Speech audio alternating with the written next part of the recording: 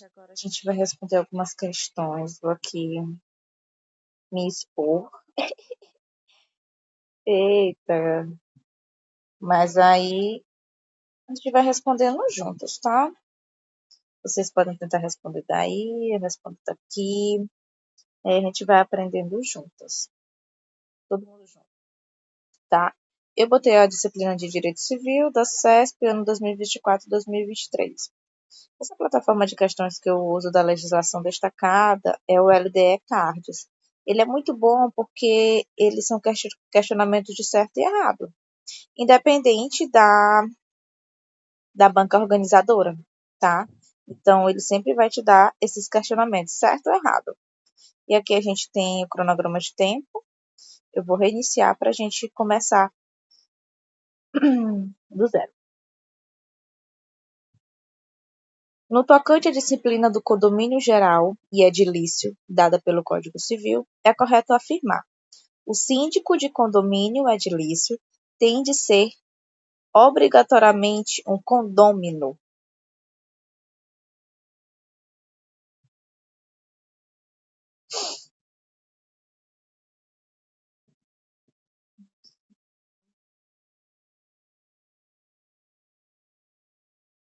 Certo. Errei. Vamos lá. Achei difícil, porque eu não sabia, né? Então eu gosto de classificar também, até para mim poder, até para ele ficar na inteligência dele aí, né? Do sistema. Artigo 1347 do Código Civil. A Assembleia escolherá um síndico que pode não ser condômino, olha só, para administrar o condomínio por prazo não superior a 2 anos, o qual poderá renovar-se. Então, não é obrigatório o síndico ser um condômino. Próximo. Pronto, já comecei errando, olha que maravilha. Ai, ai. Espero que eu erre só aqui, não na prova. No que se refere à vigência e à revogação da lei disciplinada na LINDB, a lei revogada se restaura automaticamente por ter a lei revogadora perdido a vigência? Errado, né? Aqui é a repristinação. Salvo disposição em contrário, a lei revogada não se restaura por ter a lei revogadora perdido a vigência. Repristinação, eu falei pres, né? Repristinação. Não acontece no Brasil de forma automática, exceto se no próprio teor da lei vier dispondo em sentido contrário, conforme está disposto na LINDB. Então, achei fácil. Essa eu sabia, né? Espero que caia essa na minha próxima prova. Vamos lá. Tentar responder pelo menos 10 questões hoje.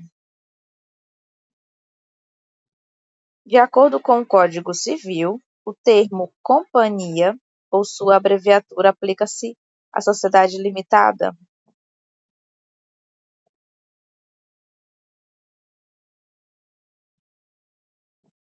Errado. A sociedade anônima, artigo 1160 do Código Civil. A sociedade anônima opera sob denominação integrada pela expressão sociedade anônima ou companhia, por extenso ou abreviadamente, facultada a designação do objeto social. Então a questão está errada, porque o termo companhia, ela é um termo que integra a denominação da sociedade anônima e não da limitada. A limitada é LTDA, né? Então, achei fácil.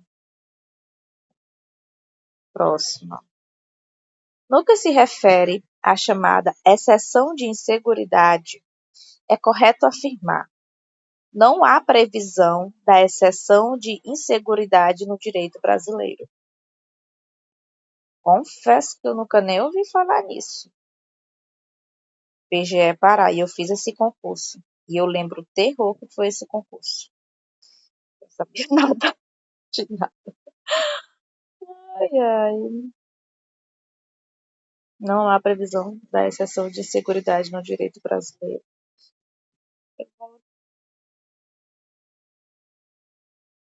Errado. Se depois, artigo 477 do Código Civil, se depois de concluído o contrato, sobrevier a uma das partes contratantes diminuição em seu patrimônio, capaz de comprometer ou tornar duvidosa a prestação pela qual se obrigou, pode a outra recusar-se à prestação que lhe incumbe, até que aquela satisfaça a que lhe compete ou dê garantia bastante de satisfazê-la. Depois de concluído o contrato, se sobrevier a uma das partes contratantes diminuição em seu patrimônio capaz de comprometer ou tornar duvidosa a prestação pela qual se obrigou, pode a outra parte recusar-se à prestação que lhe incumbe. Então, a uma se recusa porque a outra não está fazendo a parte dela. Tipo isso, que eu entendi. Até que aquela satisfaça que lhe compete ou de garantia bastante de satisfazê-la. Então, é um contrato de trato sucessivo. Uma parte não consegue, como é que chama? Não consegue cumprir, pois está havendo uma diminuição no seu patrimônio, comprometendo, tornando duvidosa a sua prestação. E, em contrapartida, a outra parte se recusa à prestação que ela devia fazer, porque a outra não está ali com problema com seu patrimônio. Basicamente, isso se chama exceção de inseguridade. Fica aí o aprendizado. Nunca tinha ouvido falar. Exceção de inseguridade. Vamos lá.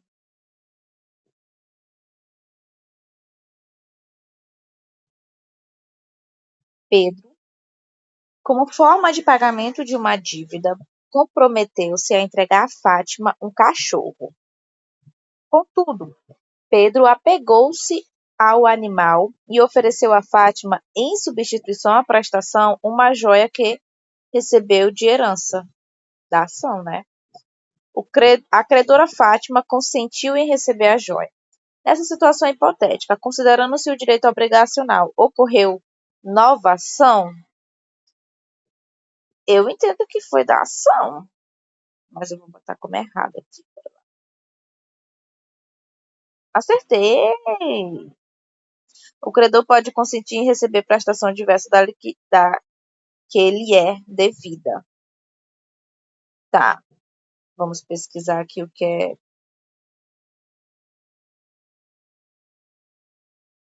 dação versus novação. A novação é quando você faz uma nova dívida, né?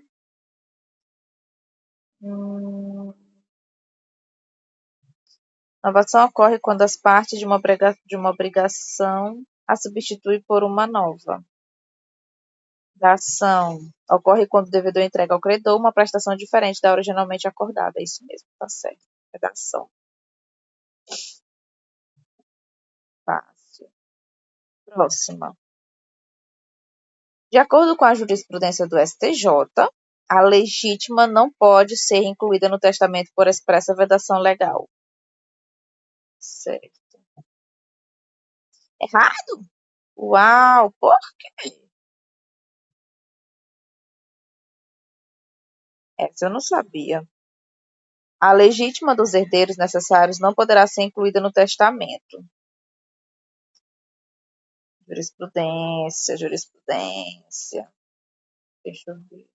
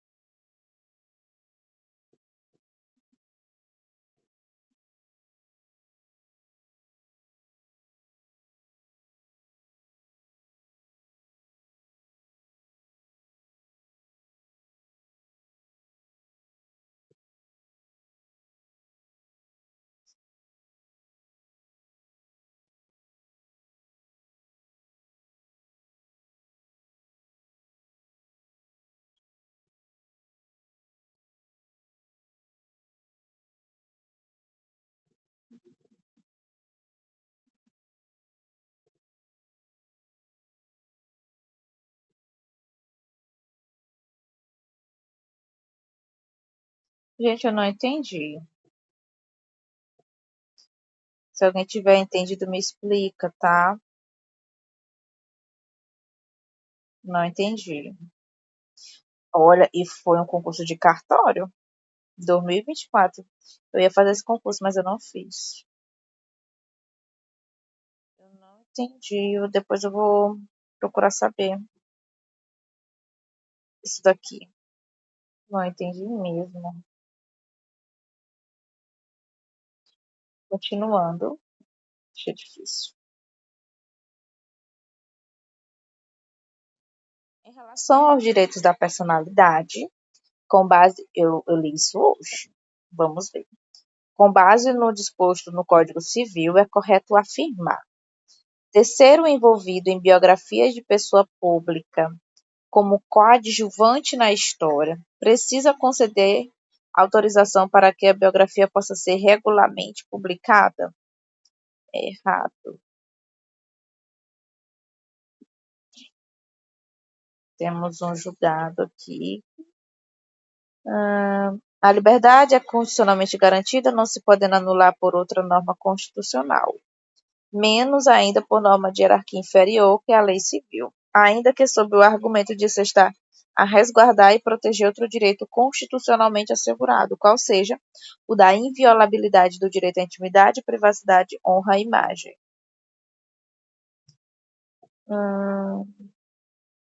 A autorização prévia para a biografia constitui censura prévia particular. O recolhimento de obra é censura judicial, a substituir a administrativa.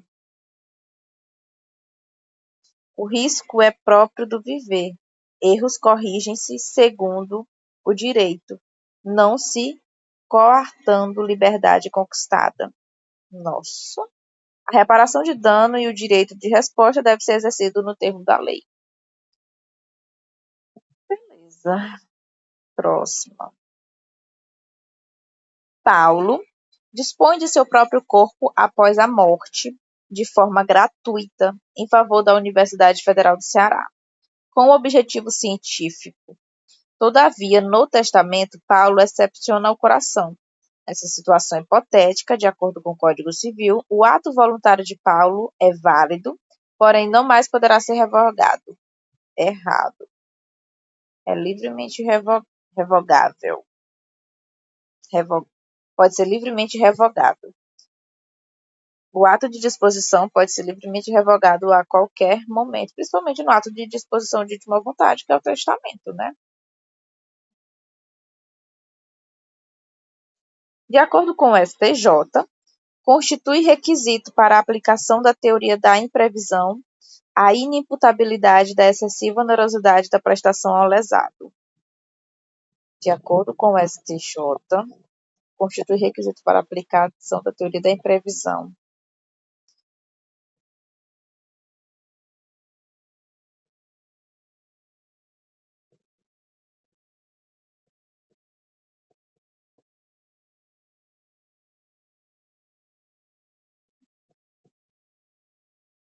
A inimputabilidade da excessiva onerosidade da prestação ao lesado.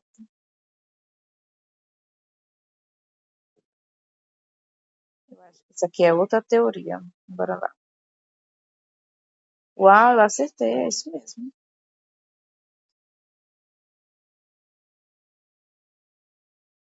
A teoria da onerosidade excessiva, vou ampliar aqui, tá bom para vocês?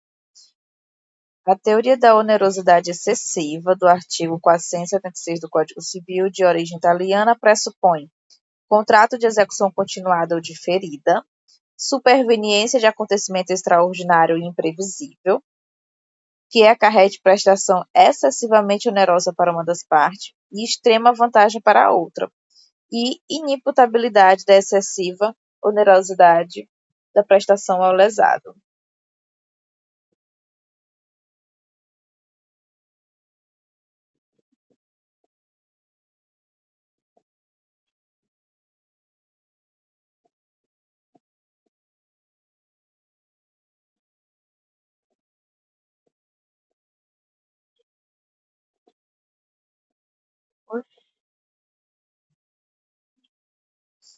É isso mesmo. Não é a teoria da imprevisão. É a teoria da onerosidade excessiva, é diferente. Por isso que está errado. Porque o requisito da inimputabilidade da excessiva onerosidade da prestação ao lesado, ela se aplica à teoria da onerosidade excessiva, que é uma teoria diferente da teoria da imprevisão. Essa teoria da imprevisão, pelo que eu me lembro, ela fala sobre aqueles eventos incertos, como, por exemplo, vou dar um exemplo esdrúxulo para vocês, da Covid. Foi um evento totalmente assim inesperado. Então é mais ou menos nesse sentido, só para vocês terem uma noção. Eu não vou saber explicar em miúdos, com mais detalhes, mas é basicamente isso.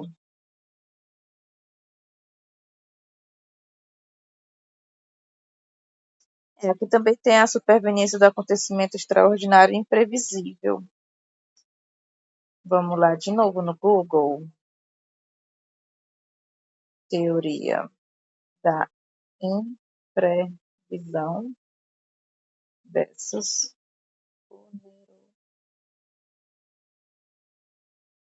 onerosidade excessiva.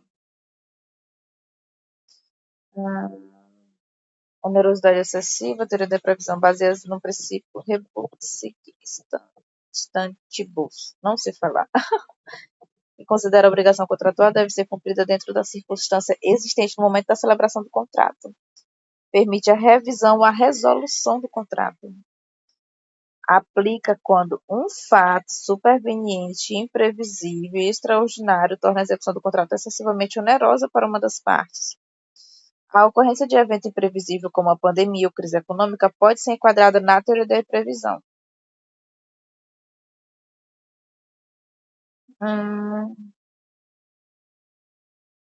Pronto.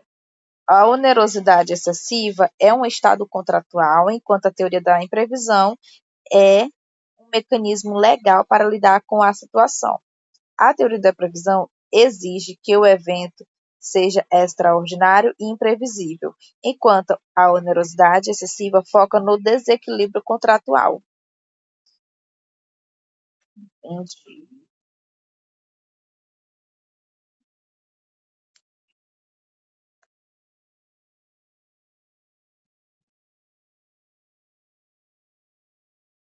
E previsão?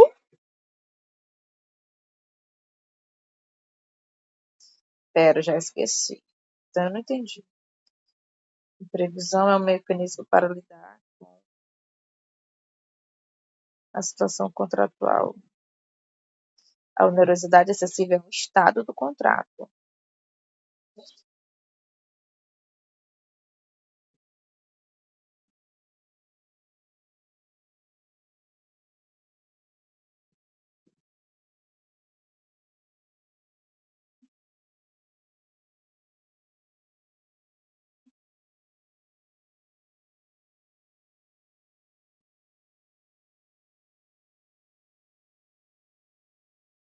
É estando assim as coisas.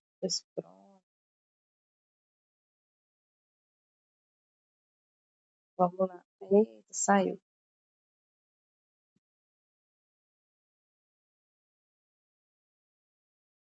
Pronto, gente, é isso. Eu não sei se vale a pena a gente continuar. Uma mais duas, né? Vou colocar aqui as questões.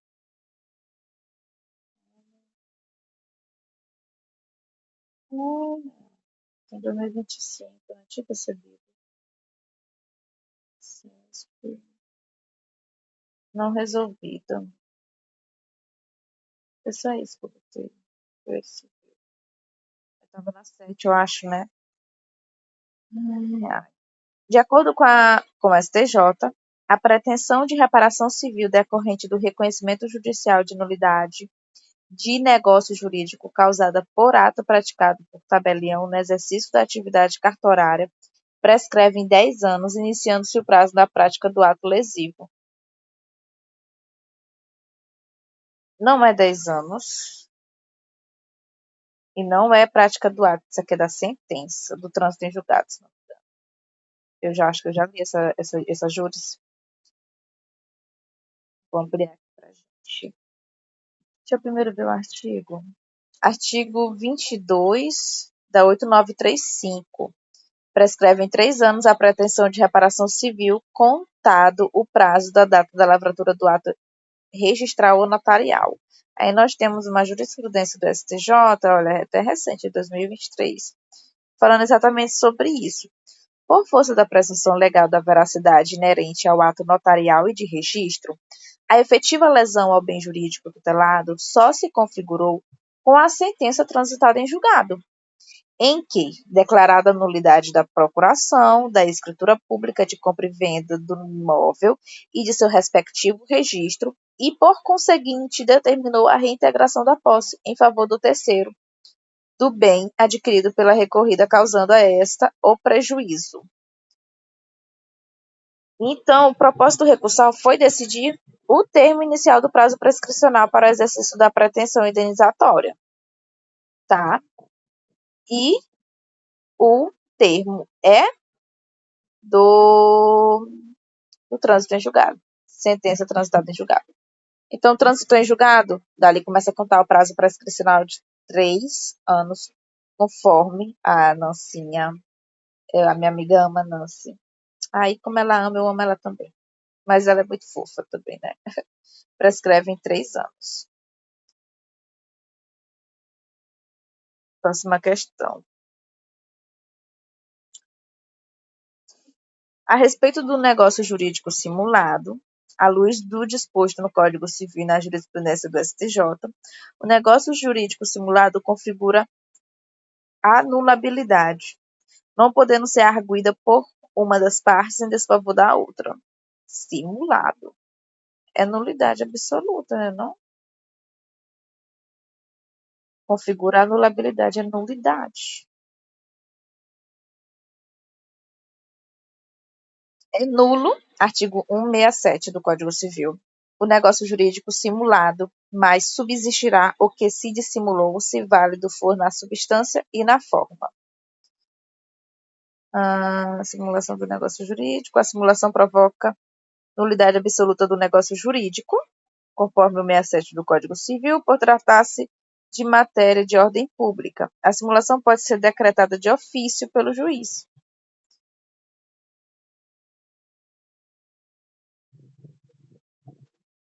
Parágrafo único do 168. A nulidade deve ser pronunciada pelo juiz quando conhecer do negócio jurídico ou do seu efeito e se encontrar aprovada, não lhe sendo permitido supri-la, ainda que a requerimento da parte.